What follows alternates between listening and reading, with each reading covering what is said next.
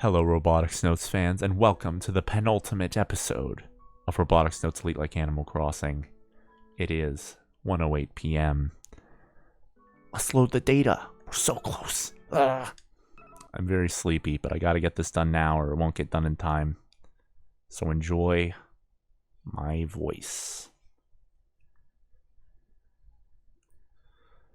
The aircraft approaches the skies above Tanegashima.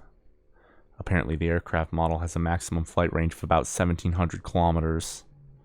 It's a propeller plane, so I thought its range would be shorter, but it's actually way more than enough.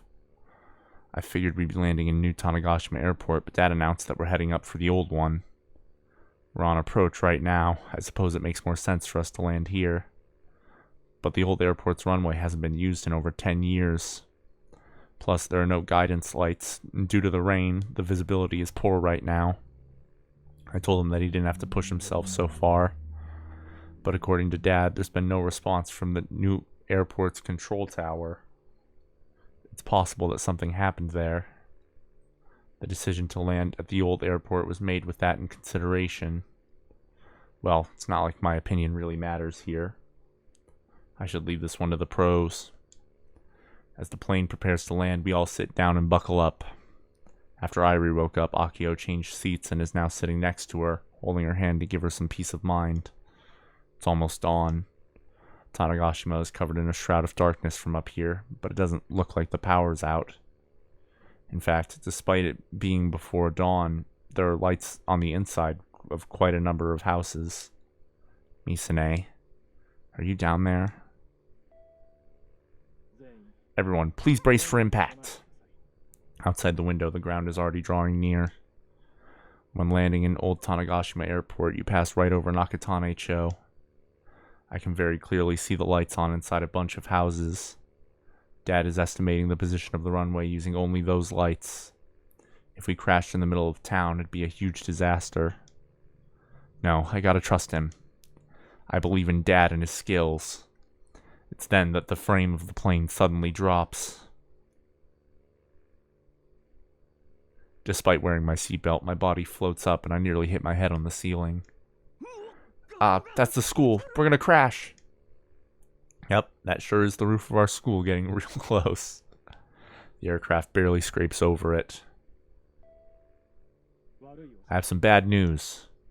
It appears that due to a malfunction, the landing gear won't extend. What? You've got to be kidding me. But no worries. I promised to get everyone to Tanegashima.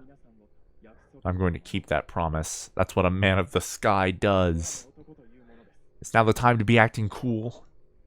Uncle Shigemi, you got this. Yeah, show us your Tanegashima spirit. You can do it, Dad. Please tuck your heads down and curl up.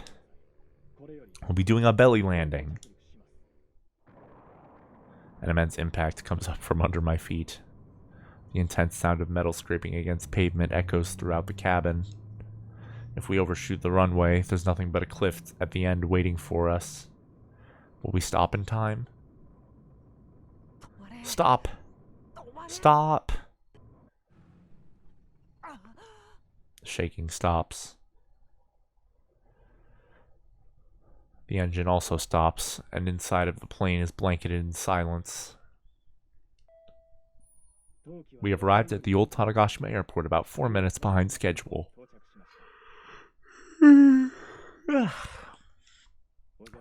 Welcome to Tanegashima. Jeez, you're out of your mind, Dad. Stop trying to act cool. Everyone, let's hurry up and get outside. This thing could very well explode at any minute. We disembark and make a dash for the hangar. Mr. Candy carries Irie on his large back. Hey, over here! Over here! Jenna is there to greet us, waving a flashlight around wildly. She leads us into the hangar. That was crazy. Uncle Shigemi is the coolest. I wish he'd taken it down a notch. Speaking of Dad, he was the last to exit the plane. He's in front of it, bowing his head to the damaged frame as it rains. Akio-chan, Yashio-kun, I'm so glad you're both safe. Whoa, What's this married couple aura coming off Prez Senpai and Yashio Senpai? Just explode. If nothing else, you two are survivors. 3 of the former Robot Club members are together in the hangar. The cast on Subaru's leg is covered in mud from the rain. Everyone. Akio's expression is apologetic as she hesitantly looks at them. I give her a little push on the back, and then she almost falls over, but she now stands before Jenna, Subaru, and Frau. Akio looks each of them in the eyes before bowing her head deeply. Everyone, I'm sorry. I'm so sorry. I couldn't protect Gun Build 2. It's gone. Even though we all worked so hard on it, I'm so sorry. It's my fault for being selfish and bringing Gun Build 2 with me to Tokyo. Please raise your head, Prez. You guys are still willing to call me that? But the Robot Club it's gone.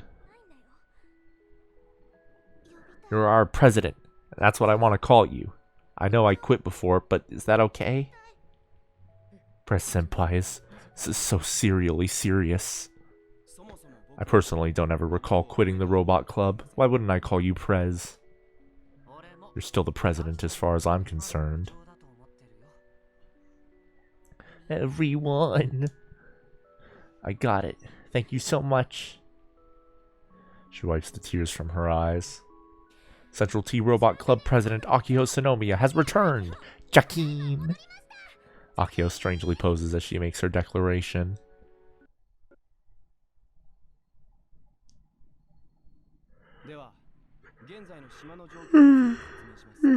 Now then, I'll explain the current situation on the island. After moving over to the school, we spread out a map of Tanegashima and stand around it to assess the situation. This kind of feels like a strategy meeting. It literally is a strategy meeting, SMH. Do we really need to roll out a giant map? Yesterday afternoon, the Tanegashima Space Center was occupied by an armed group. There were 0 casualties. Almost all of the workers managed to escape and are safe. That's a relief to hear. However, there is one hostage, Chief Sanomiya. Dad? Furthermore, Furugori's house was raided at the same time the TNSC was taken over. Luckily, Tenoji-san repelled them, successfully defending the location. They-san repelled an armed group? Who is she? Why did they attack Fraubo? For my amazing intellect. Too easy. Well, Frau is pretty famous. She's the most notable person in the Robot Club. Additionally, my dad said he spotted a large army of giant robots flying off the Tanegashima coast. An army of flying giant robots? Please don't say you're hyped. Pretty please, read the room. How can we win against an opponent like that? They could be illusions, like the Grand Obelisk. I hope so. What's the evacuation status of the people in Minamitane-cho? The JAXA workers and people who fled Minamitane-cho were holed up here in the Athletics Park's gymnasium.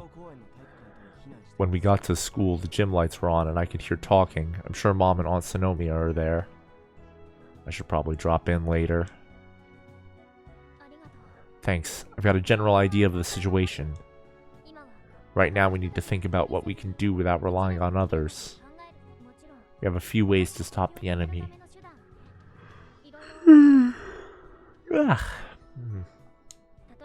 For example, we could gather large trucks and heavy machinery from around the island and have everyone attack.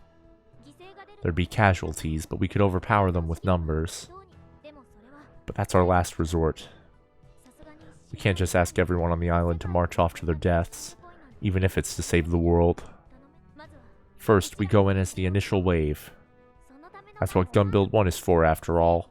We gotta show the terrorists that Tanegashima has a robot of justice. The problem is that we're dealing with actual terrorists. We could die. Nobody would blame any of you if you chose to back out now.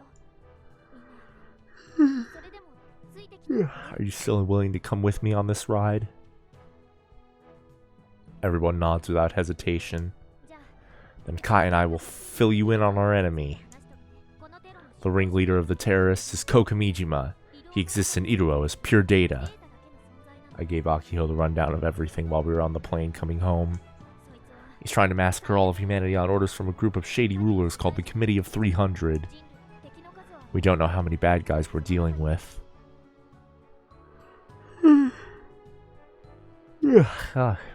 Lots of yawns this episode. I'm very tired. There, Akio chokes on her words for a moment. But she immediately looks around at everyone's faces. Her face tightens up. But among them is my sister, Misaki Sinomiya. The room is filled with gasps. Our goal is to defeat the terrorists and stop them from killing billions. Are you really okay with this, Akicho-chan? Aki firmly nods her head. I'm going to stop Misa, no matter what. Faced with such grim determination from Akio, nobody says anything further. Kai will explain the enemy's goal. The enemy's objective is to launch the rocket currently assembled in the VAB. It's highly possible that the terrorists are loading a black hole bomb onto the hijacked rocket. Wait, black hole bomb? That is absolute nonsense. My word. By launching it and detonating it in space, they'll create a magnetosphere substorm. That's Project Adam's primary objective. The details are written in the Kamijima reports. If you want to know more, you can find them all over the net. Feel free to give them a read. Additionally, Misane is likely piloting a giant hug. Looks like a spider with 6 legs. That matches the eyewitness info we got from the JAXA folks. It showed up at the TNSC. I know it's called a hug, but it's fundamentally different. A big shot from Exki gave me some info about it. Actually, Sawada got in touch with me when I was on the plane. I have no clue how he got my contact info, but he sent me a bunch of top secret files from Exki. Detailed data about Hug's weaknesses, spots likely to wear out, the works.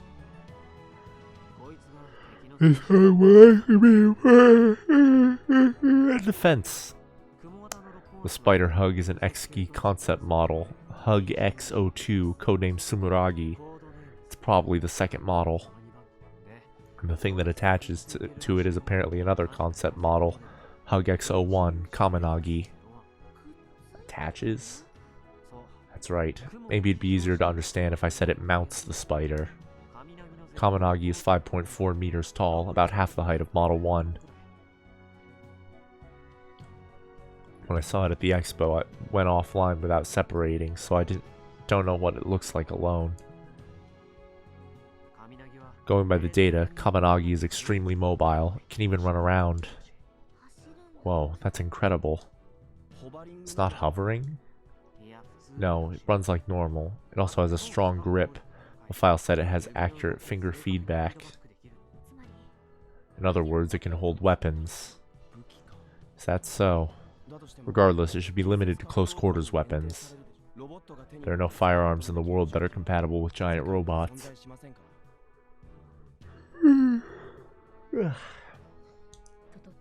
Unless they specifically made one for this. In that case, the situation would be hopeless. Model 1 and firearms are like oil and fire. What about the spider? The spider is equipped with missiles. It's like an actual weapon. It literally is a weapon. The concept model was built for military use in mind. Also, it has blades on its 2 front legs. Those blades are what destroyed Gunbuild 2. The spider can't be operated unless the pilot wears Kaminagi and boards it. 2 of them form one set. So even if we destroy the spider, the other one will come popping out, eh? Yep, one with high mobility, no less. It's a Matryoshka. Got it. No, not at all. Also, the big shot from Exki gave me another useful piece of information. He's looking into a way to get rid of Kokamijima. What? Apparently, it's like a computer virus designed to erase him since he's just data. An anti-Kokamijima virus, you could say. With that, it should be possible to get him to stop possessing Misane. We'll be able to return her to her senses. But Akiho doesn't look happy.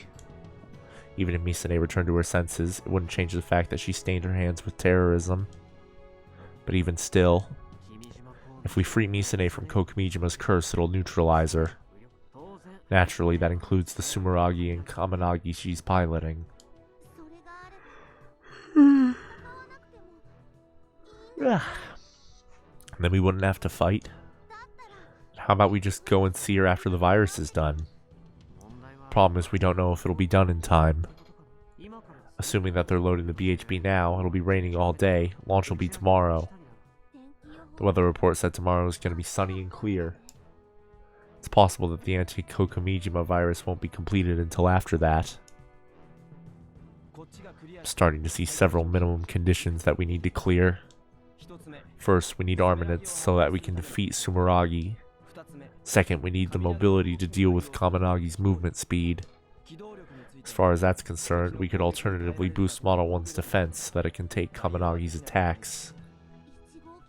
Model 1-kun was really slow, wasn't he? To a hopeless degree, but its defensive capabilities are even worse. The thing might as well be made of paper. Is that bad? It's that bad. Even if we wanted to enhance its armor, there's not much we can do. We might be better off preparing disposable shields or something. But Gun Build 1 can't use its arms. We need to think about that too. We don't have time to build decently functional arms. If we focus on defense, how would we counter Kaminagi's mobility? What if we had Model 1 fight like M45? No matter how mobile the opponent is, they have to come close to attack. They'd have to stop moving around. What if we kept our movement down, hardened our defense, and waited to counterattack? Would that really work? They only have to buy time for the rocket to launch, right? They're on the defensive, we're on the offensive. If we wait for a chance to counterattack, we're just gonna stare at each other as time goes by. Alright. Junchan's right. We gotta fight if we want to win. Which means enhanced mobility is a must. What's Gun Build 1's current status, Subaru? We've already started work on improvements. Whoa, that's fast! After hearing your speech, we got the gist of your intentions. Wait, you heard my speech? All of it. Hee-ho. We've swapped out 2 of the leg motors with monopole motors so far. As far as I remember, Doc supplied us with 6 monopole motors as spares for Model 2. Model 1. Clearly, I'm the master of foresight. Say something. Yep, a total master. Lol-worthy. The old motors and monopole motors are the same size, so swapping them is easy. With our current level of manpower, we can do it in under 6 hours. Simply switching to monopole motors should dramatically increase the walking speed of prototype Model 1. But it'd still be really slow. Doo-hoo-hoo. Now let's talk specifics about how to improve Model 1. We don't have time to assess everything from zero. It'd be in our best interest to utilize what we've learned from Model 2. If we're focused on mobility, we need to strengthen the legs and reduce the robot's overall weight. We may have to give up on the body's defensive capabilities. The thing's already paper thin, so that's fine. As far as strengthening the legs is concerned, excluding the monopole motors, how about CFRP sheets? Like on Model 2, we can use them to increase the strength. We should also discard the internal engine. That thing's crazy heavy. Plus it's loud as hell. Subaru nods at my suggestion. We'll remove the internal engine and utilize the same laser beam electrical transmission system as Model 2. We have a spare? I do. Doc enters the classroom with perfect timing. Grandpa. I heard you guys were over here. Doc, you really have a spare? I figured it could be used to improve Model 1, so I kept it in the back. Amazing. You're the best, Doc. Are you even making a profit? I don't care about making profits. I just buy what I like is all. That's so rock and roll. Feel free to pay me back later. Wait, we still have to pay? That's not rock and roll at all. You didn't take the laser gun mount I built at Tokyo, right? You can reuse that. If we exchange the engine with a small battery, it should lighten the robot significantly. Question about the laser gun mount. Can we use that as a weapon? A weapon? If we enable it to fire freely and have Stumpy Gun Barrel hold it. Isn't that just a laser gun? You said it could kill people before. Could you quit it with the whole killing people idea? Mama was probably killed, so why not? The enemy is trying to kill 5 billion people. We might have no choice but to kill them. Ugh. She's right. We'd be making a big mistake if we went easy on Misane. I'm gonna reposition myself real quick.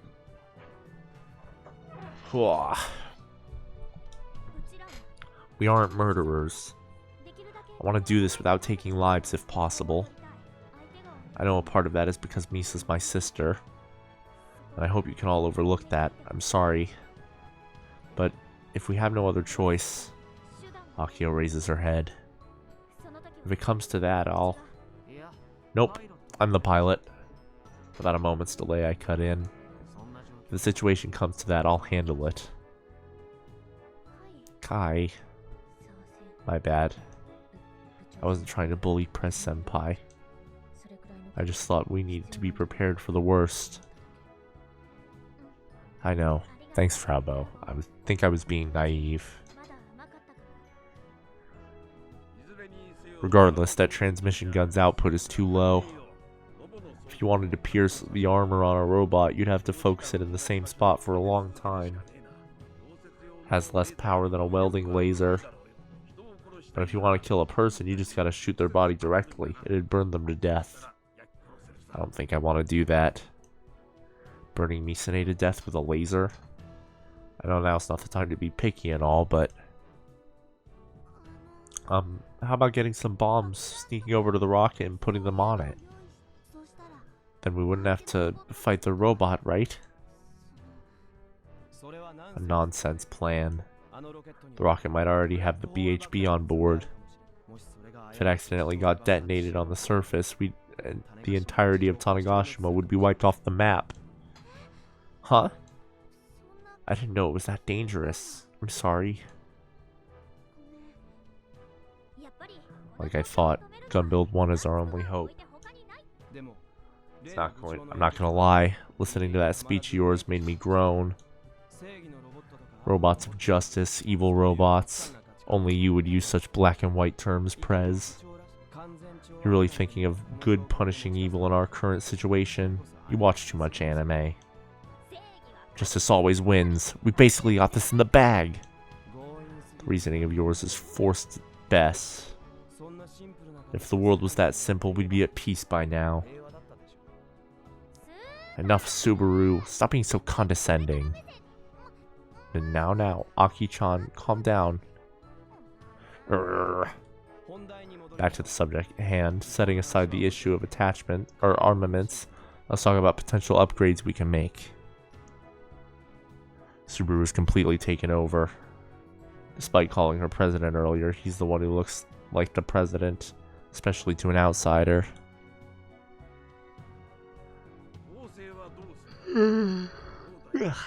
How about hardness? If the torso was hollow, if the walk speed increases, it could even tear off. Tear off? Should we reinforce it with chromoly steel like a car? Considering the time we got, that seems appropriate.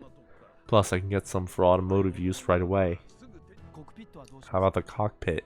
Should we go with a remote operation? Everyone looks at me. I guess they've all acknowledged me as the pilot, eh? Well, I figured that'd be the case. Leave the cockpit as is. Wireless operation creates lag after all. It may only be a few frames, but that's the difference between life and death for me. Plus, our opponent is the best in the world right now. She has higher specs in projectile weapons. I need to get rid of as many limiting factors as possible. But if you run inside, the chances of you dying skyrockets, Yashio-senpai. Are you sure about this? It's not just enemy attacks you have to worry about. If you fall over during battle, that alone could kill you. I have to do this. I have to be ready to die if need be. The lives of 5 billion people are in our hands. No, that's not it. That's got nothing to do with it. Honestly, I can't even picture 5 billion people. Then why? Because if I don't, there's no way I can beat the best in the world. My opponent is Mizaki Sanomiya. She's the wall that's been stood before me. My goal. So Kona-chan, could you load the kill ballad system into it? I only have the one I made for Model 2, but I can make adjustments. We can't use the posture control system as is, though. But we need that. Let's try to use as much from Model 2 as we can. Laser scanning for surrounding terrain analysis and action prediction navigation. We should be able to reuse those systems as well. I'll bring parts from my shop. You can pay up later. Ugh. At worst, we might even have to update the system as it walks. You use 3D mapping linked to Itaro, right? We should probably remove that. Right. Kokomijimo's the man who created it, and we're off to go fight him. We can't trust it. Now we just have to try and figure out what to do with the arms. They're only decorative, so should we remove them? The brass doesn't understand things like that. The brass? Jun, you still have much to learn. Hee-ho. Anyways, you can take them off. Now's not the time to be concerned with the appearance. I'd be so grateful if you could think that rationally all of the time. Excuse me? Calm down, Aki-chan. About the arms, I got some stuff y'all might want to attach, made them myself. Did you bring something, Grandpa? Wait, what do you mean? Pile bunkers. Oh, look at that come at me face. I ain't done with the final adjustments, but they're generally ready to go. If you shoot them at close range, they should break right through that armor. Effective for close range combat, no? Are you suggesting we replace one of the arms with a pile bunker? That'd cause the frame to be unbalanced. It could tip over. If we're going to attach a pile bunker, we'll need a counterweight on the other side. I've got 2 pile bunkers. There's that come at me face again. You built 2 of them? Although the other is still incomplete. It's about 80% done. Pile bunkers for both arms, huh? How about disposable shields like Subaru suggested? I think it's better to focus on offense over defense. But you have no way to defend against them missiles. Chaff, ECM, flares, reactive armor. Doc, can you prepare any of... Of course I can't. How much do you think that kind of stuff runs? Right. The difference in specs is awful. Let's think of a way to beat it. If we can't come up with one. If we can't, then we give up on fighting and just watch the rocket launch. No way. Damn straight. Make your decision, Aki-chan. Even if you have no strat, once the rocket starts being moved from the VAB, I'm going to challenge them in Model 1. You're just gonna throw away your life? I can't approve of this. Even if that's the case, I have to try something. Fine. Even if we don't find a way to win, we'll sortie when the time comes. But I refuse to let you die in vain, Kai. We're gonna keep looking for a way to win all the way to the very end. I know we'll figure something out. Akio looks me straight in the eyes and makes her declaration. I force out a smile and nod. That's a satisfying answer. Everyone, I'm gonna ask you again. Please lend me your strength. I know that our robot of justice will win in the end. So I want everyone to think about how we can get the V. Please. Everyone present nods, and the strategy meeting comes to an end. Due to his leg injury, Subaru can't participate in assembly work. Instead, he's working on improving Model 1. Frau is on programming duty. She can't help either. Which means there are only 4 people on the motor exchange team. Me, Akiho, Juna, and Doc. Wait, that reminds me. Where did Dad and the Nagafukatas get off to? We could really use their help right about now. I gaze out the window. It's starting to get bright outside. It's still raining and the sky is concealed by clouds. But dawn is approaching.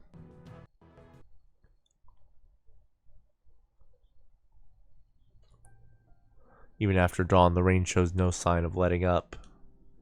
I know it's saving our butts, but also forces us to work in this cramped hangar. Alright, alright.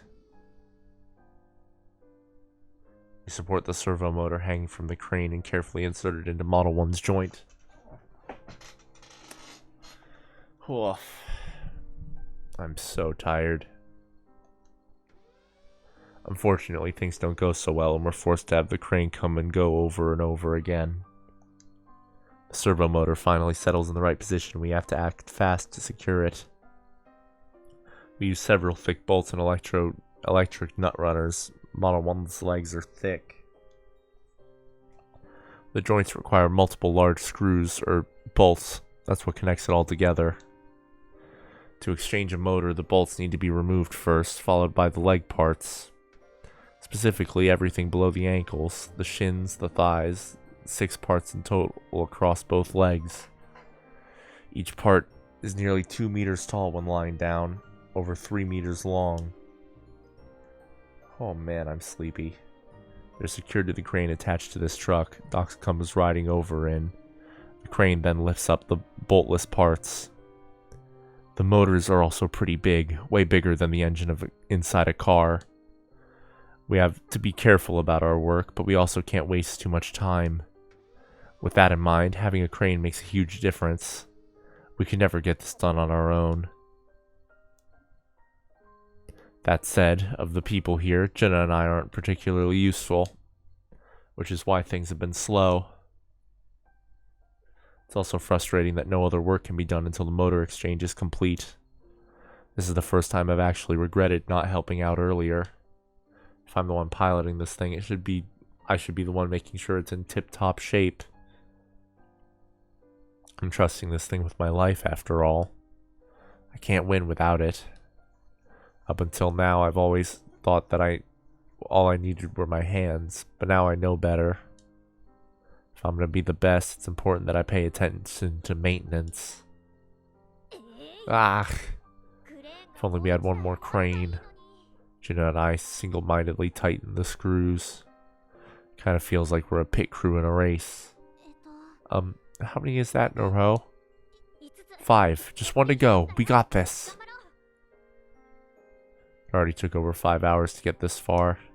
Just like Subaru said, I guess this will take a full 6 hours. And we're not done after that. There's still lots of work remaining. I pulled an all-nighter, so this is getting pretty rough. Tell me about it. I might not be in the best condition for tomorrow's. Twa! Akio's foot gets caught on a cord. She falls over, taking the parts and metal plates in the area with her. Oh man, I'm so tired. I'm gonna, real quick, just put me old phone on charge while I'm doing this. So that way I can have my phone when I'm done. Exciting. Akio-chan! Akio-chan, are you okay? Ow, I'm fine. Quit being careless and put some backbone into it. Sorry. Wow, it's been a while since I've seen Doc spit hot fire. Aki-chan, are you tired? You haven't slept, have you? If you push yourself too hard, you're gonna get an attack. You should rest. Right back at you, Kai. I can't rest now. If I don't do this, who will? But what's the meaning of this? I jump a little. I know that hysterical voice. What exactly is going on here? Gah, the vice principal. Why did she decide to come to the hangar? This is literally the last thing we need right now. Didn't I tell you that the robot club was no more? But this is an emergency situation. I don't care. If you're gonna use this place, you need to talk to me first. Vice Principal Usui, please let us go, just for today. I swear, we'll explain it all later. Out of the question. Why do you have to be such goddamn stubborn? She pays no mind to my language and instead takes out her phone droid. She starts fiddling with it. Everyone, please sign here. She then thrusts her phone droid toward Akio. If you don't, you'll all be expelled. It may only be a few days until graduation, but I don't care in the slightest. Cut us some slack, Vice Principal Usui. You don't even have the right to do that. We're not going to listen to you.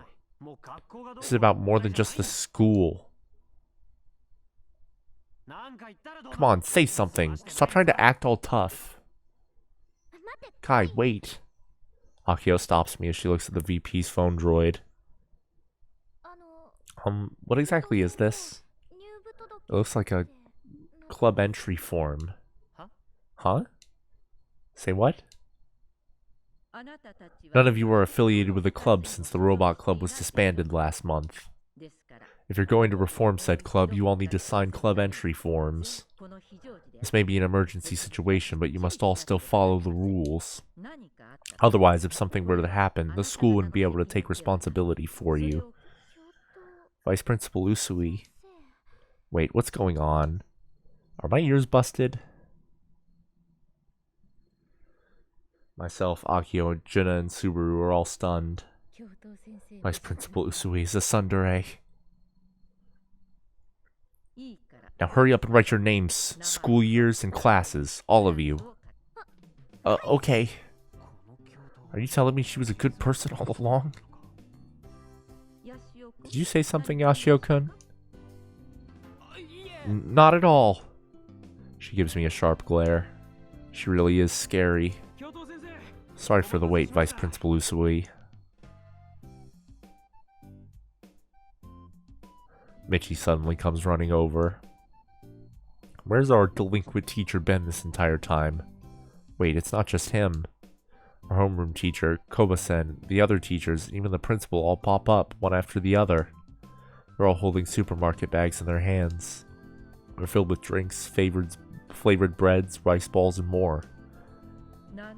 Nagafukata-sensei, where exactly did you go shopping? Nishinamote-shi? It was tough getting them to open before business hours.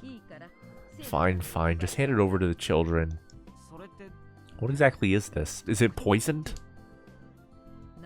Are you out of your mind? The refreshments, obviously. Why does she have to keep getting so angry? The teachers lay out a blue sheet in the corner of the hangar and start lining up refreshments they bought. Whoa, that's a lot. Sinomiya-san, didn't you tell me you think this is all for the... Sinomiya-san, don't tell me you think this is all for your robot club. I mean, it's not. Obviously, these are also for all the students who volunteered to help. Huh? What? Let's just call this an extracurricular activity. Pro tip. It's awfully noisy outside of the hangar. Hear lots of voices growing closer. Our teachers aren't the only one who've come. Outside of the hangar are nearly 100 students in raincoats. Hey, Juna! We're here to help. Juna's friends. This is gonna be a pain. It sounds like the world's gonna end if we don't help. Fine, I'll help out too. The robot club's giving it their all, so I guess I will too. All of my classmates who made fun of the robot club. Ah, even in a cast, Hidaka-kun is so dreamy. Let's do our best so that he remembers our names. Even some schoolgirls with impure motives. There's so many people. Over half of the school must be here. They're all students who volunteered on their own to help you. They all understood in their own way what's occurring on the island. They want to do whatever they can to help. Everyone. Therefore, Sonomiya-san, Central Tanagashima's high faculty and volunteer students will follow your instructions as the club president.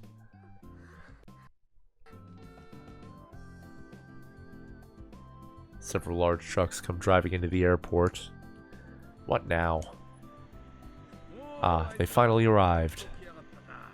Doc looks at the trucks unsurprised. I filled in all the workshops around the island. Kamada, Minato, all of them. I asked them to get a bunch of parts together and meet up here. Akio-chan, I'm here to help. We got every mechanic in Tanagashima here. Ain't nobody beating us. Familiar guys from the local workshops poke their heads out from trucks, waving enthusiastically at us. Everyone. Old man Kamada was the only guy who ever cooperated with us. The other workshops always kept their distance. And yet here they all are now. I think I finally understand how terrifying you are, Doc. Shut it. Anyhow, big and small cranes combined. We now got 5 of them. Oh, stretch. Ugh. No more complaints, Akiho. Of course not. Hold it. We're not done yet. Mr. Candy appears at the head of a bunch of buffs. They come marching in like some kind of mini parade. Brought a bunch of youngins from Nishinomote and my own employees too. Wow, we're late. Following after them are a bunch of JAXA employees in their work uniforms. Nason is in the front. Behind her is Harunaka-san, who helped us assemble Model 2. Young and old JAXA engineers run over with them. Everyone is fired up and ready to go. They refuse to let those terrorists take over the TNSC. They also want to save Chief Sonomiya. Please allow us to help as well. Getting help from JAXA engineers would be huge for us, but it's not just them. There are elderly who usually work in the fields, housewives, blue-collar men, and even loud children here in the rain. Kaito. It's Mom. Dad is standing next to her. Glad you're safe, Mom. I evacuated here with Tamaki-san. We're gonna cook you all up something delish, so go kick some butt. Mom then disappears into the crowd. Dad silently salutes me and follows after her. Dad. Subaru's hysterical shout causes me to turn around. The very same man who punched his own son last summer is standing near Subaru, a sullen look on his face. Told you not to push yourself. What do you do if you can't ever walk normally again? I'm sorry. You don't have to move a single step. I'll be your legs. Wait, you're gonna help us? I want to see with my own 2 eyes this thing you said you loved so much. Thank you. Never thought his dad would back down. But it's not just Subaru's old man. The VP too. This is more than a little shocking. Hey Kai. Everyone on the island's coming together as one. So many people are helping us protect this place. People we didn't get along with before. People we did get along with. Our families. People we've never met. Everyone's here to work toward a single goal. Akio looks like she could start crying at any moment, so I give her a pat on the shoulder. Looks like we've become this little island's hope. We best make sure we don't betray their expectations. Yeah. With this, Tanagashima can fight on for another 10 years. Nah, we won't be fighting for that long. Either way, this is the final battle. Is one that we can't afford to lose, no matter what.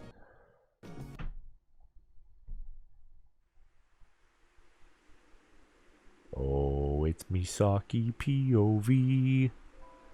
The rain and strong sea breeze collide with my cheeks. There's no point in trying to wipe off the moisture, so I just let it build. The wind is always strong in Tanegashima during the winter. The air temperature doesn't drop much, but thanks to the wind, it feels quite cold, especially on the coast. It feels really nostalgic. Scent of winter wind, that is. I stand by the railing edge of the cliff and throw a bouquet of white carnations down to the water below. It doesn't quite fly in the arc I expected due to the strong winds, but it nonetheless falls into the ocean. You always did like white flowers, Mizu. How unfitting. I chose white carnations for that reason alone. Mizuka Ire was the only person I could ever call a true friend. Here I am, home after 7 years, and I can't even see you. This is too sad. This is the place. This is where she died. That's what Michi said when he contacted me. If possible, I wanted to attend Mizu's funeral, but I couldn't. Hey Mizu, you might have scolded me just like the old days. That's why. To me, losing Mizu hurts more than I can express in words. You would have stopped me, or at least that's how I always felt. But maybe that's the reason you died.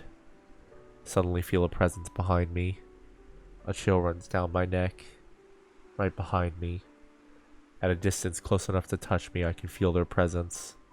But I know full well that even if I turn around, nobody will be there. Even so, I know that he's there. Seems that seeds you planted have grown splendidly. They're a little... No, they're quite the nuisance. I'm certain that I'm the only one who can hear his voice. Is he actually talking, or is it all just an illusion in my head? Am I truly acting of my own will, or am I dancing to his song and being kept alive through his will? I stopped caring a long time ago. But I know one thing for certain. I've been bound by the curse of the man speaking. You're right, they really are a nuisance. Is this what you wanted? Me? Do you think I saw this coming almost 10 years ago? If I could predict the future, I wouldn't be here talking to you right now. If they bother you so much, why not attack them with your army of flying robots? Oh, right, you can't. They're just an illusion after all.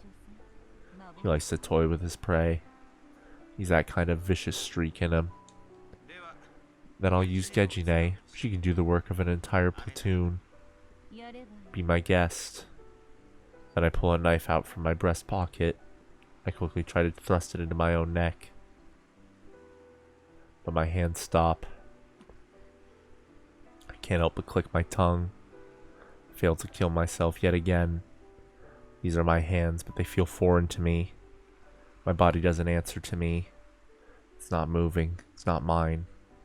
Even though it's right here, I can see that it's attached to me. But it's like it's just an illusion. You really are a persistent woman. Even though I've told you it's useless. You'll be working for me up until the very end. It'd be quite the bother if you ended up like Minami Furugori. How many people have you possessed like this, cursing them until death? You're the one at fault. If you hadn't killed me back then. My hands, still gripping the knife, rise up on their own. Then gently throw the knife off the cliff. I gaze out at it. Why was I holding a knife? Not even sure why I just threw it away. It's like my memory is broken. I felt this numerous times, this feeling like I've lost something important. Every time I feel like crying, but I don't know why, I ultimately shed no tears. I don't feel his presence anymore. I gently close my eyes. The cold sensation of the wind and rain hitting my body, this familiar scent. I wanted to experience it all as Misaki Sonomiya just for a little longer. A sound causes me to open my eyes in surprise. Misaki Sonomiya. According to the latest info, the rainfall in the Yakushima region will stop in about 2 hours. There's a 10% chance of precipitation tomorrow, rains unchanged. I recall how Irie always loved weather reports. But how did Gejine feel about them? What brings you what brings you here out of nowhere? Are you trying to console me? I have no such intentions.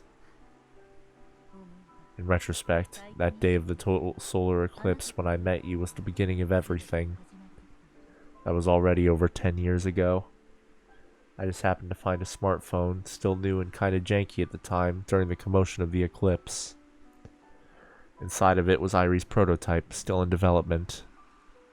After several days of talking to Irie and becoming friends, she told me that she had a master.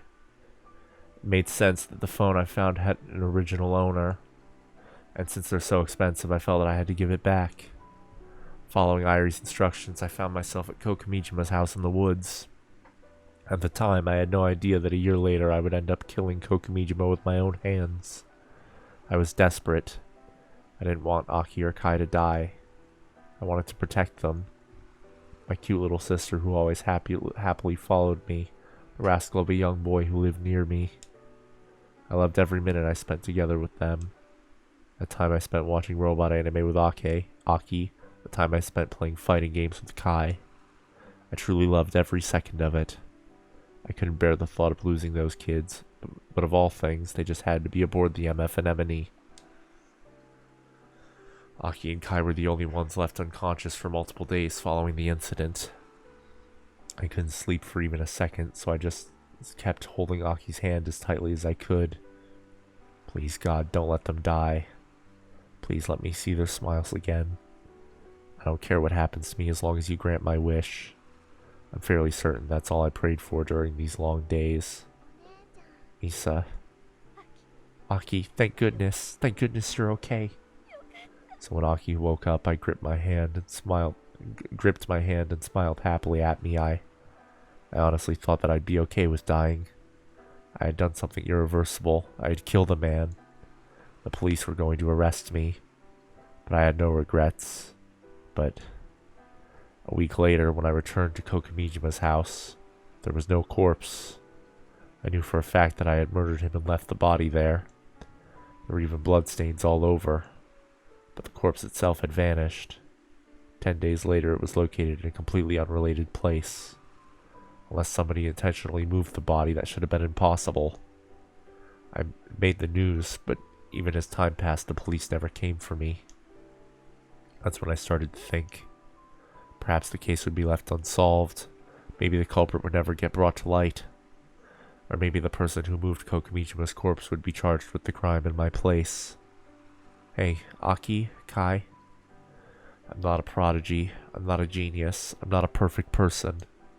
I'm a weak coward who actually thought that I might get away without atoning for my crimes. It was Kokamijima who saw the weakness in my heart and dove in. A month after everything happened, he appeared before me. At first I thought I was just hearing things, but he appeared everywhere. He continuously and repeatedly whispered in my ear about what I did to him over and over again. Literally all day long, from morning until night, then again the next morning. It wasn't long before I stopped being able to sleep. I quickly started going crazy. In retrospect, it was probably already under his curse at that point. When the Robot Association got promoted to a club, I put distance between myself and the thing I started. I couldn't get involved with it. I didn't deserve to be affiliated with something built on hopes and dreams. I also distanced myself from Aki and Kai. After saving their lives, I felt I couldn't get them involved. Ugh. I wasn't even able to consult my best friend Mizu. Tried turning myself into the police, but nobody would believe me. They all thought it was some kind of joke and laughed at me. During my second and third years of high school, I distanced myself from everyone around me. I became a loner. I'm sure that probably strengthened Kokamijima's curse. And now half of me is him. My personality and sense of self, known as Misaki Sonomi, is on the verge of vanishing. As I recall the past, I'm not even sure if I'm her. This could be Kokamijima's personality thinking back on Misaki Sonomi as memories.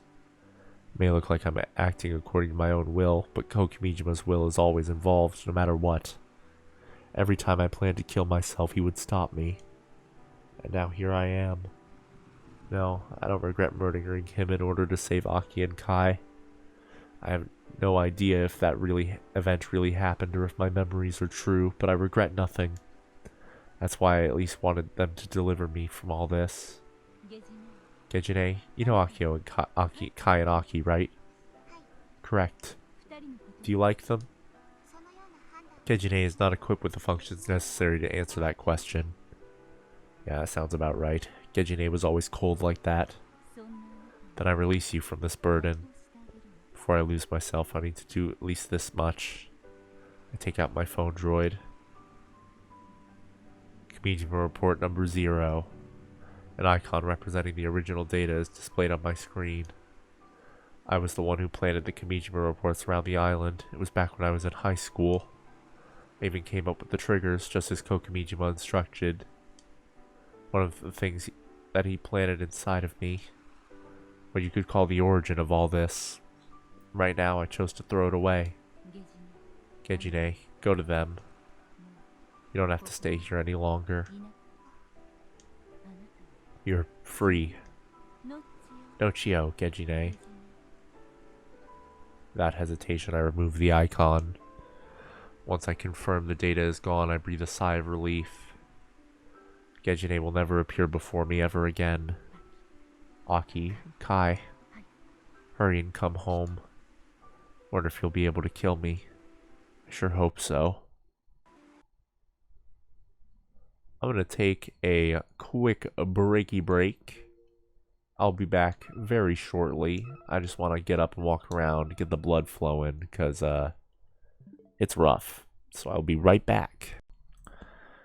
I'm back. Just a quick little break that time. Not very much time gone. The rain has stopped, but the sky is still unstable. The sun isn't out either. We're okay, right? They can't launch the rocket yet, right? I look up at the sky with unease.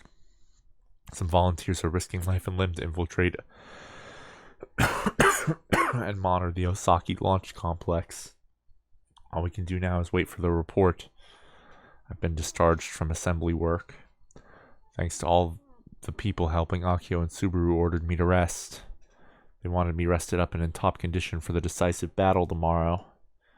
And so I opted to take them up on their offer, or at least that was the plan. But there's something else I need to do. Listen, we're in enemy territory right now. We can't stay for too long. I know. I get out of the car and reply.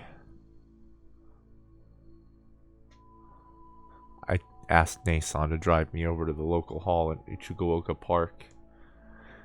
On a clear day, you can see the VAB from here. The current mist is making that impossible. Is Misane over there? Is the black hole bomb capable of killing 5 billion people also there? I forcibly tear my gaze away. Right now, Minamitane-cho is effectively a ghost town. As of this morning, about 80% of Nakatane-cho has been evacuated. The rest are moving out under police instruction. It was never a town with that many people. Still, not seeing a single car in the street on the way to the town office in the center of the city was something chilling. I can't take my time. When I open the backseat door, Irie gets out. Are you okay? Yes. When I asked Nason to take me here, Irie spoke up. She said that she wanted to take a look at the island for the first time in 10 years. Considering she had to be put into cold sleep, I'd assume she was super ill, but she honestly looks fine. To be honest, there's something I want her to do, which is why I agreed to take her here despite the danger. Fortunately, we have Nason with us. According to Frau, she's apparently ridiculously strong. So, what do you think of the island after all this time? It's kind of nostalgic, but also really lonely. There isn't a single person I know left here. But I guess I only ever really knew my mother and Kamijima-san.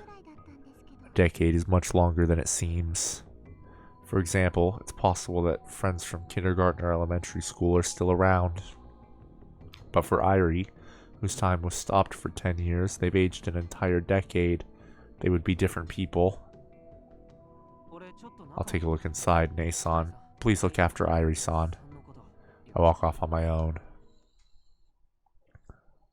The room at the far end of the first floor, the one with the electronic lock. The device inside this room is what I'm here for. The door is locked. It won't open unless you input the password. Irie's the one who taught it to me. Or was it Gejine? Hidden hand. I'm surprised. I turn around to find Irie and Nason standing in the darkness. Did you follow me? I'm sorry. It's like really chilly outside. Irie-san, how do you know the password? It just suddenly popped into my head. But I'm certain I've never heard it before. Irie seems to be at a loss. She doesn't understand why she knows the password. Could Gejine be around here somewhere? Last week when I departed for Tokyo, I know she was still operating properly, but for some reason she stopped showing up on my phone droid. It'd be really helpful if she popped up right about now. There's something I want to ask her. In fact, I was hoping to fish out Gejine by bringing Irie here. Well, whatever. I need to keep my priorities straight. Inside of the room is unchanged from the last time I came.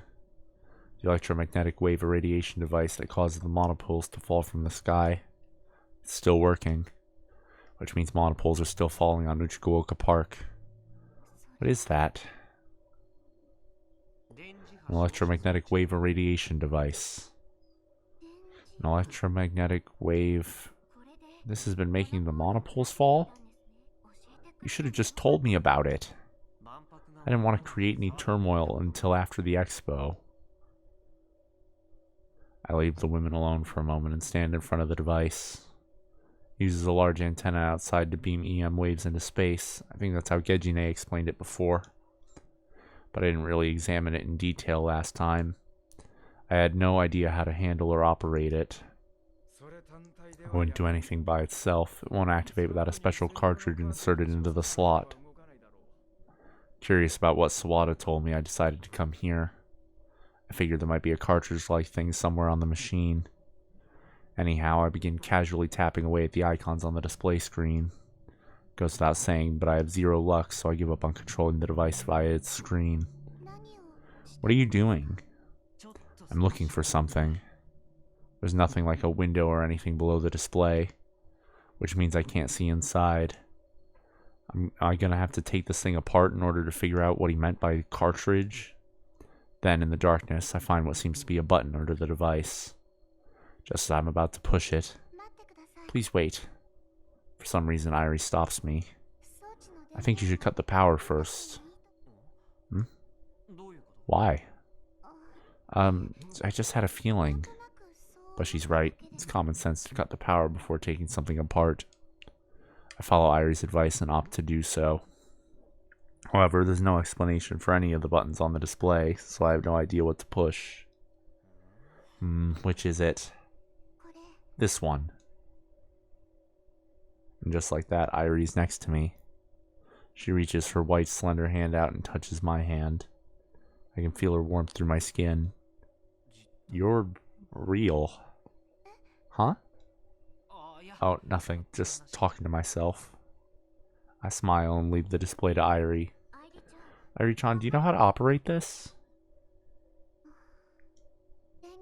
To cut the power, you push this button and bring up the subscreen, then hold this big button for 10 seconds. Irie follows her own instructions. The light then vanishes from the device's display. The constant humming noise stops and the room is blanketed in silence. I guess the power is cut off. That went way too smoothly. I glance at Nason and she nods her head in agreement. It looked to me like Irie knew exactly what she was doing with that device. No hesitation whatsoever. She did her thing without even thinking about it. These are the actions of someone who's been around the block tens of times, not an amateur. Is this really the Irie who was asleep for 10 years? Or is she actually AR Irie? Hell, this could be a trap set by Kokomijima. But wait, she literally just touched my hand a moment ago. I felt her warmth. There's no way that she's AR Irie. I don't get it. Why did I just do that? Irie seems surprised at herself. Meh, I can ask her about it later. I have Irie move out of the way and try pressing the button at the bottom of the device. When I do, a tray comes slowly sliding out. It's hard to see in the darkness, but it's actually less of a tray and more of a circuit board. A little bigger than a phone droid. Could this be the device's core? I steel myself and try pulling it all the way out. Wonder if this is the cartridge. Let's go back upstairs. I want to take a look at this thing somewhere with some light. The three of us return to the second floor.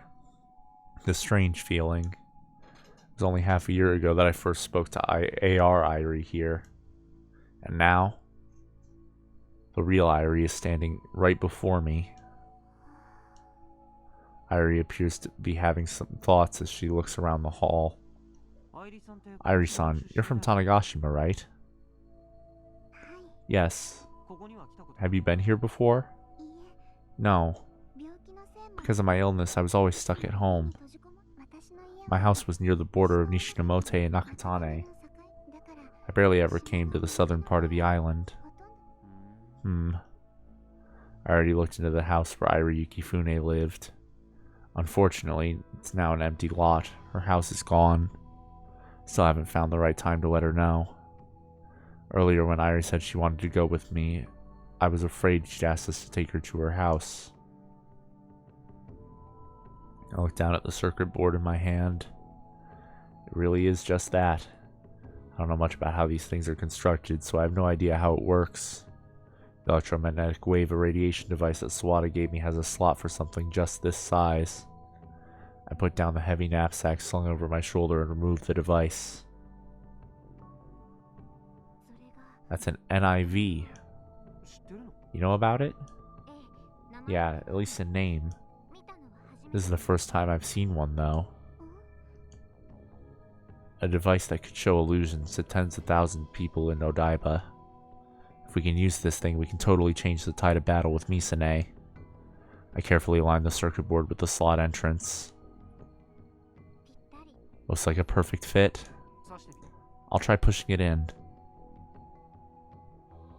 I push the circuit board with a bit of strength into the slot. It doesn't catch on anything, and once it's all the way inside, it clicks. Alright, it's compatible. I'm in luck. So I can use this thing now? Aside from the slot for the circuit board, there's no switch or button on the device. I do have a little remote control that came with it in my knapsack. It's a simple controller, 2 square centimeters in size with a single button on it. Pushing said button would likely turn the device on. Push it again to shut it off, I'm betting. Will that make people see illusions? It's not just that. It's possible that there's another way of using it. I'll test it out when I get back to the airport. Now then. I put the device back in my knapsack and face Irie. Could you explain what happened earlier? About knowing the hidden hand password? And how you knew how to shut off the device? Any ideas? Irie rubs her temples with her fingers, a confused expression on her face. I could hear Kamijima-san's voice. Huh? When I was alone in the hospital in Tokyo, I heard Kamijima-san's voice. He showed me lots of videos. I don't know if they were real or if they were memories inside my head. I don't even know who filmed them. And before I knew it, I was together with you in the airplane. Someone was whispering the phrase hidden hand in the videos I was shown. I've never been here before, and yet it feels like I've come time and time again. You mean like deja vu? I don't know. I don't think AR Irie's memories have been inherited by her. Those would just be ones and zeros anyways. So I don't believe that's not the case. Hell, that'd mean she remembers me giving her a kiss in the forehead through my phone droid on Christmas Eve. I'd die of embarrassment if she remembered that. This explains nothing. Gejine might know something about all this.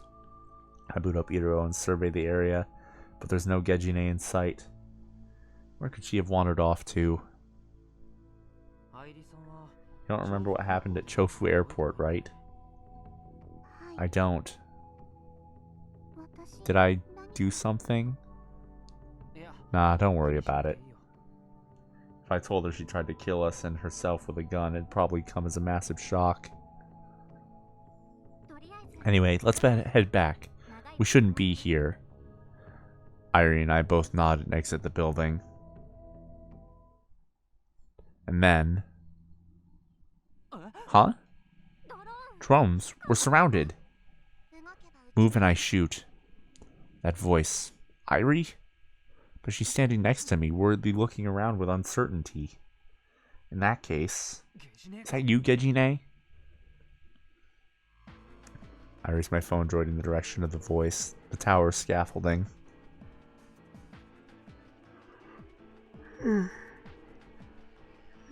Irie's there wearing her usual fluttery dress, the icon on her head glowing. This must be Gejine.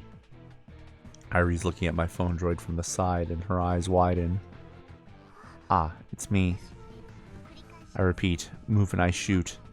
It would take less than 3 seconds to kill all 3 of you. Kaito-kun, this is really, really not good. Yeah, I can tell. I never considered that Gejine would be a part of the enemy's forces. This might actually be convenient for me. This increases the probability that Gejine has the answers to my questions. Think those floating things are AR? I can see them with my own 2 eyes.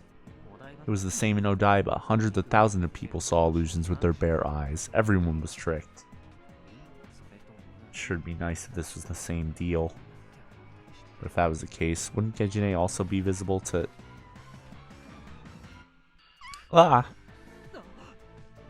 There's a bullet hole in the concrete wall. These are real.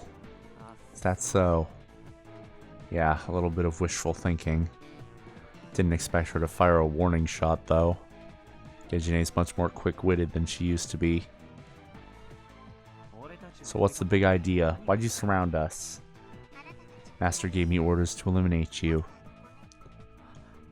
I gulp. I'm gonna get killed off like a character before I even get to square off with Misane. Give me a damn break. Why haven't you already shot us to death? Huh?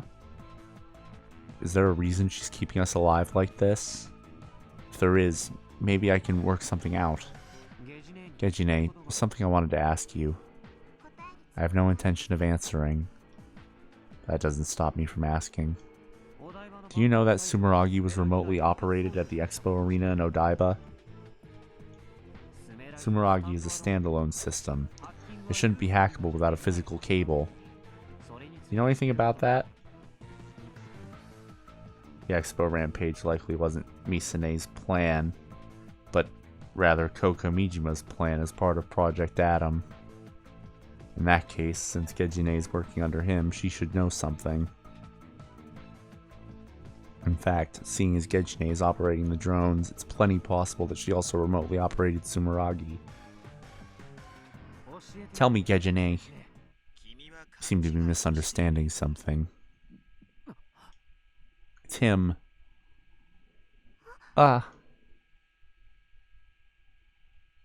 Kokamijima. It's all his fault. In the Project Adam scenario, you aren't the leading actor. You are merely an unnamed minor role.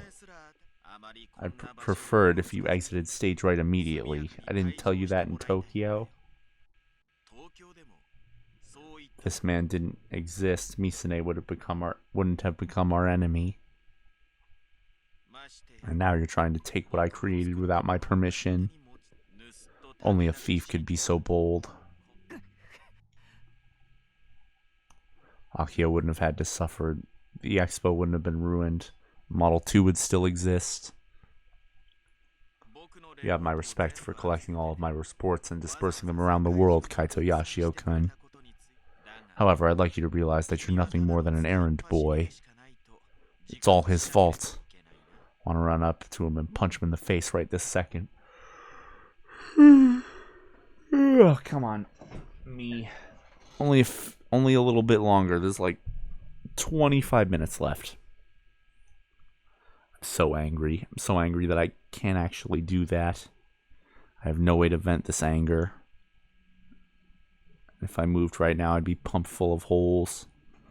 10 drones are hovering above Nason and myself, their guns trained on us to make creepy fan noises.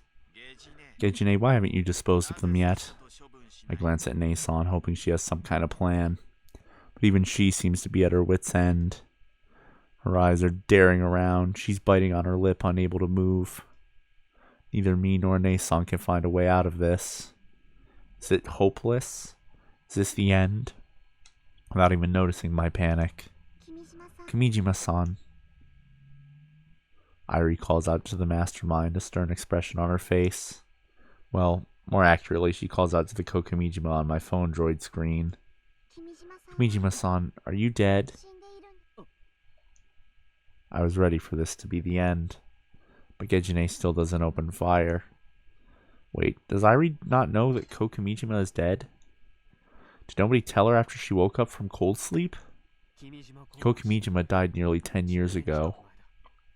That's right, I did die. I was killed. And it's thanks to that I have attained immortality. Even though that may come to an end in a few days. I will be annihilated by the very same Project Atom that I created and executed. A storm of heat and EM waves raining down on us from space, bringing with it the deaths of 5 billion people. And as I exist on the network, the storm will most likely destroy me as well. He's insane. Why do you want to be destroyed?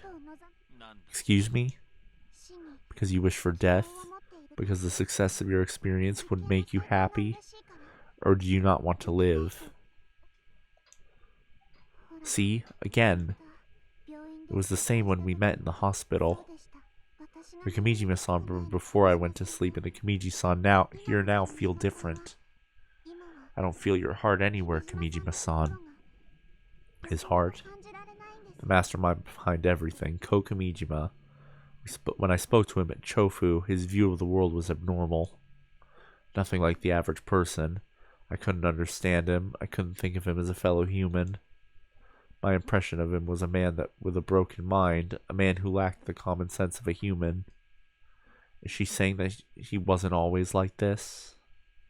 Even before death, he experimented with the lives of everyone aboard the MF Anemone. Me, Akiho, and many others. If Misane hadn't stopped him, everyone aboard would probably be dead. How could the man behind that have a heart? You were a broken person 10 years ago, Kimijima-san. All you thought about were experiments. But you were kind. I could feel that from your heart.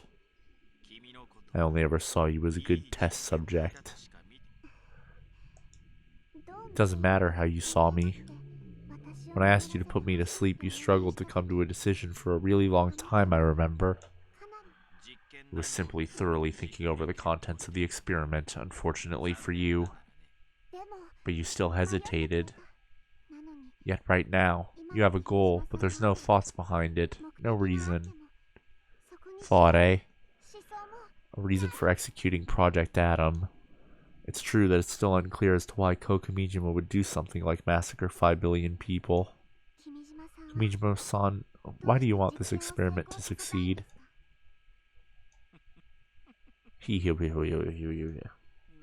Why do I want the experiment to succeed? It's quite simple. I just want to make it succeed. That's all. It matters not if the experiment involves slaughtering 5 billion people or blooming a flower. They're the same. In other words, you're just a program. Perhaps so. I was constructed out of incomplete alpha version data taken right from my death. Didn't I tell you? That data was likely insufficient to create a perfect reproduction of the human named Kokumijima. Although if you were to ask me if that's a problem or not, I'd have to say no. I may be flawed as a human right now. However, I'm virtually perfect for carrying out this experiment. The experiment will succeed, and Kokumijima's objective remains as such. Thought is unnecessary now. Kokumijima possessing Misane is a flawed product, eh? Like hell, we can just let this thing do as it pleases. However, I haven't been able to stop sweating. The guns are still trained on us. By the way, just then, Kokumijima's figure vanishes. It's instantaneous, like he was never here to begin with. Where did he go?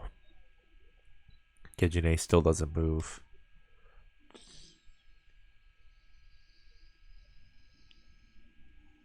I look around, but Kokomijima is. Your parents are long dead. Shit. He's trying to possess Irie again. Stop. But my voice reaches neither Irie nor Kokomijima. Oh shit. Irie Pov. Did you know you were always a burden on your parents? They wanted you to die as soon as possible. Of course it was your fault that your father ran away. At the time I was on good terms with your parents. They told me all kinds of things. They said they were fed up with you, Irie.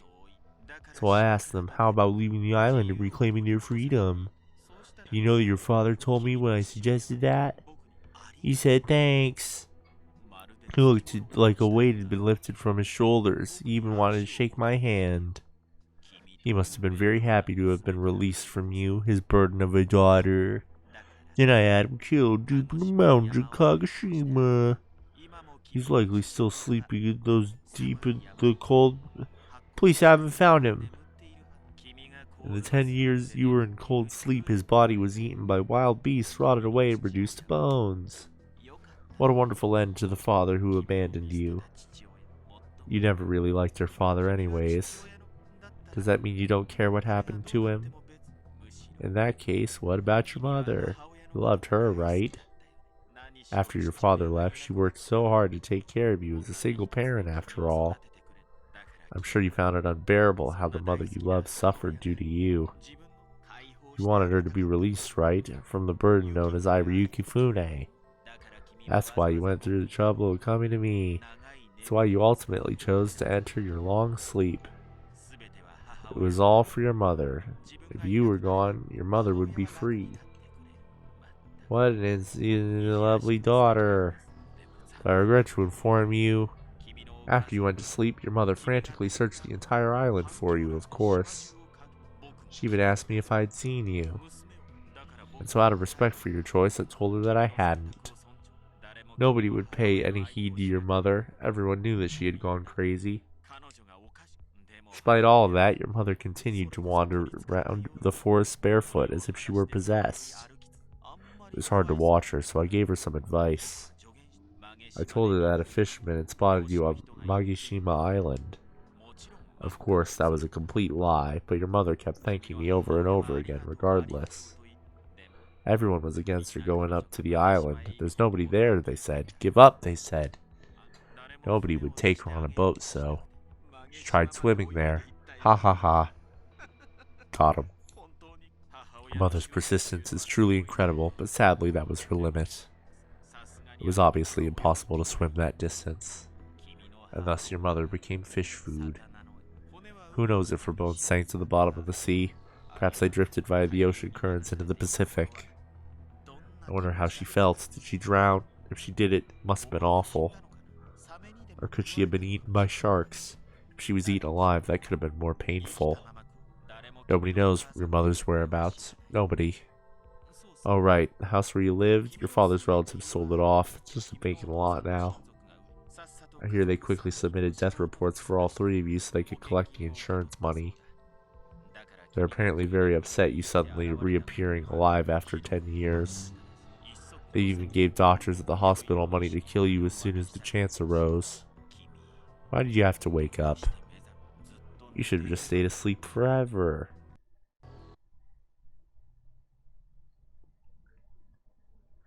Irie's acting odd. I could barely make out what Kokomijima was saying, but I know for a fact he's destroying Irie's heart. Her eyes are wide open and spasming out of control. The tears are endlessly falling from both eyes, her face blue. Her entire body is trembling as she continues to sob voicelessly. Just watching her like this is making my heart ache. This isn't good. At this rate, we'll be repeating the incident at Chofu Airport. With all the guns pointed at us, neither Nason nor I can move a muscle. I should have never brought Irie here. Kejine. Gijine continues to watch us from atop the tower unchanged. As long as Gijine remains under Kokomijima's control, I doubt she'll listen to anything we have to say. Can't come up with a way to simultaneously destroy all 10 drones locked on us. Ugh, I have a score to settle with Misa. I can't just die here. But I also can't leave Irie behind either. Which means this war takes about 2 giant steps from where I'm standing to reach Irie. That should be enough. I won't let Kokomijima have his way. No, Kaito-kun! I turn toward Irie. I lean forward and focus all of my strength into my feet. Kill him. This time I'm able to hear Kokomijima's voice loud and clear. Kill both of them. The drone's gun muzzles are already aimed squarely at me. I won't make it. I'm going to be turned into Swiss cheese before I can take 2 steps. But Gijine! Just as I lift my toes off the ground to take off. What? Gijine begins to utter nonsense. What does no Chio mean? The first step. It means goodbye. See you tomorrow. Thank you very much. Kill him. Simultaneously, the sound of gunfire rings out. The second step. My hand grabs Irie's wrist. Got her. I forcefully pull her trembling body into my arms. The tenseness leaves her body. Heck, I got away untouched too. There are no bullet holes anywhere in my body. It's then that a violent gust of air and heat blows past me. The 10 drones that were hovering about all explode one after another. Friendly fire? Why would they do that? Were they acting on Gejine's orders? Did she save us? You dare betray your master, Gijine? I won't tolerate your selfish actions. This is a serious error. I must eliminate any and all bugs. What? Wait, no. Gijine. Geji. I instinctively hold my phone droid back up and watch Gijine through the screen. Gijine herself remains unchanged. In fact, she's standing there emotionless as usual. But the icon on her forehead is flashing violently. It almost looks like she's breathing her last breath. You're... Still in my arms, Irie reaches her hand out towards the phone droid screen. You're me? You are me. I'm glad that you're safe. Did you save me? Irie touches the monitor. She lovingly runs her hand across Gijine through the monitor. It felt like we were together the entire time. Yes, together. Gijine is no longer able to speak coherently. Kokomijima must be trying to delete her data. She could disappear at any moment. If Frau was here, she would have been able to do something. Would she have been able to do something about this? No, I get the feeling this would be too much even for her. Even though it takes time to create data, deleting it takes only a few seconds. I feel like you were always with me, watching over me. Yes, always. I move my phone droid closer to Irie. Irie's fingers touch the icon on Gejine's forehead. It flashes even more violently than before. No Chio, Irie. Gijine. Thank you, my other self. I wish we could have talked more. Gijine's mouth moves as if to respond, but her voice is already gone. Even then, it still attempts to communicate something. In an effort to not miss her last words, Irie holds her ear against the phone droid. Just then, the phone droid releases a blast of noise, much like it would after short-circuiting. Ah! Irie jolts back in surprise. That's it. For just a moment, the Iro screen is filled with noise. And then Gijine is gone. No matter where I point the phone droid screen, she's nowhere to be found. Looks like Kokomijima is gone too. Talk about a close call. Nason breathes a sigh of relief while looking at the drone remains. Sniffle. Irie clings tightly to my chest. She's doing her best to hold back. Irie's crying without making a sound. My first thought is that Kokumijima said something to her. Now, I was certain that's the case. Figured he must have said something heartbreaking to her. I assumed she was in pain, sad, and angry, but I immediately realized that's not what these tears are. Why? Why do I feel like I've lost something very important? Not Dad or Mom, not them. It's like half of me has been ripped away. But I don't know why. Gejine had been watching over AR Irie this entire time. She had done so in the same body as an alternate personality. Perhaps for Gejine, both AR Irie and Irie were one and the same. That half must be protected. The half that must be loved. Even more than the very master that created her. Gejine chose to protect the reflection of herself that she had spent most of her time with. I don't know how she rebelled against her programming. Was it really just a bug, or was there something else in play? I guess it doesn't matter. Either way, Gejine saved the three of us. That's the only truth that matters right now. When I check with Frau, she's furiously typing away at her keyboard. She's leaning into the monitor, quietly ranting to herself. Who does that guy think he is, making me use this thing? Ugh, wall punch. Adults who look down on others need to drop dead. Are you talking about Sawada? Yes, that guy. What's with him anyways? Sending me some app to defeat Kokumijima? Like what? Just because I'm a shut-in doesn't mean I'm gonna let him do whatever he wants. By the way, I was the one who first received the request from Sawada. Which I then deferred to Frau. So, what's the app? It's basically the same as Iruo. Apparently it's a knockoff. It has a stupid long name too, like what the fuck? Stupid long, huh? What's it called? Frau brings her face close to the screen and reads it out loud. The third edition version 4.11. That's pretty long. In my personal delusion, Sawada-kun's already been ravaged by like a rug by burly men here. Super dreadful. But that's what's good about it. What? Zoinks! After bearing witness to Irie's interjection, it feels like the time slows to a crawl. Not in the usual way either. Irie looks clueless about what she just said. I see. 3D Irie-tan is just as rotten as I am. Frau nods to herself as if she's deeply moved, then forces a handshake with Irie. My truest of friends, I've longed for your return. I mean, like, a 2D character just materialized into 3D. This is an otaku's dream come true, I tell you. No time for food. This needs to be adapted into a movie. But nobody's eating anything. Anyway, since we're on the same wavelength, I'll be Irie-tan's owner. She's not a pet. Irie-tan, if Genki-kun and Gunvero were a cup, Genki-kun would be the top, right? No, I think Gunvero would be the top. Excuse me? We're not the same wavelength. I refuse to be her owner. Enough already. I have no idea what you two are talking about. I pull on both of Frau's pigtails. Ow, ow, that hurts. Hurt me more.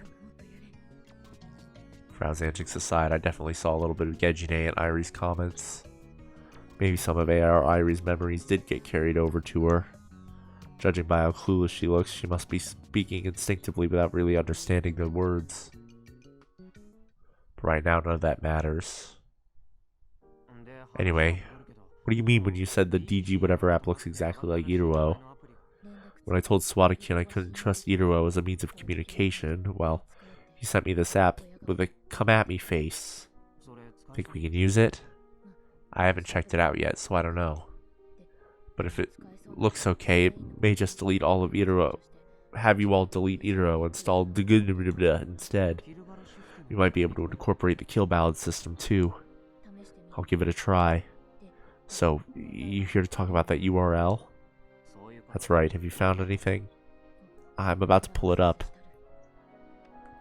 Long story short, I asked Frau to look into the final piece of that info Gejine left Irie, a URL of some kind. Said URL was super long and it came with a password consisting of random numbers and letters. Amazingly, Irie somehow managed to memorize the entire thing instantly. She opens up the URL. Oh, there it is. Wait. Isn't this Xkey's cloud server? What? Didn't they tell the media that they didn't have one of those? Looks like they lied. What the heck's a unit ID? Frau pulls the scanned document with a confidential stamp on it from out of nowhere and displays it. What is that? It's a list of every manufactured Hug's unit ID. Why do you have something like that? Well, you know, these things do the rounds underground. There's no such thing as taboo on the net. Too easy. But, Frau skims through the list and then tilts her head. The IDs in the cloud server all start with Hug X. But the Hug X series doesn't exist on the market. Wait, hold on. Hug X is the codename for Sumeragi and Kaminagi.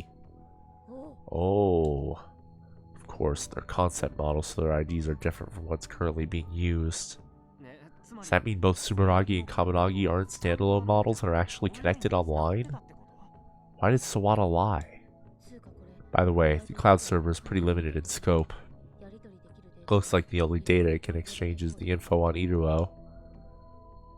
Let us see. Sumeragi's data. Frau opens the digital Sumeragi data that I sent to her phone droid. She proceeds to read through it.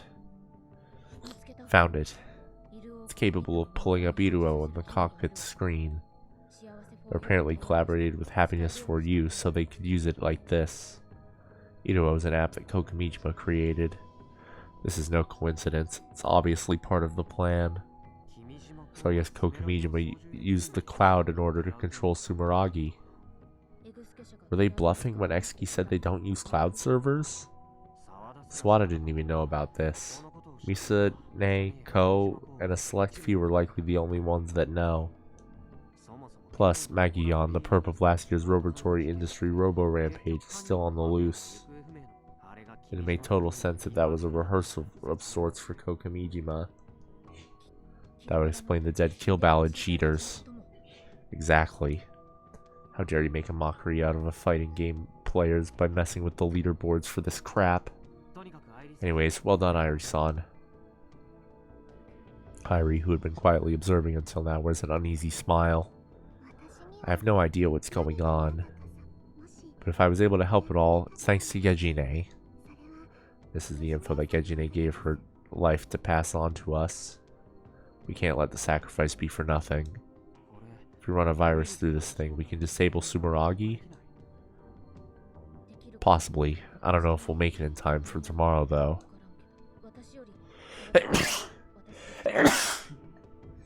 Wouldn't it be more appropriate to give this to Sawada-kyun? If we run the anti-Kokumijima virus through this server, we might see an immediate effect. Kono-chan, pass this info on to Sawada. When we first got back to Tanegashima, we were at a huge disadvantage. But now our chess pieces are slowly coming together. Ladies and gentlemen, that is another episode of Robotics Sounds Like Animal Crossing. I will see you all tomorrow for the final episode of Robotics Sounds Like Animal Crossing. But until then, no Chio.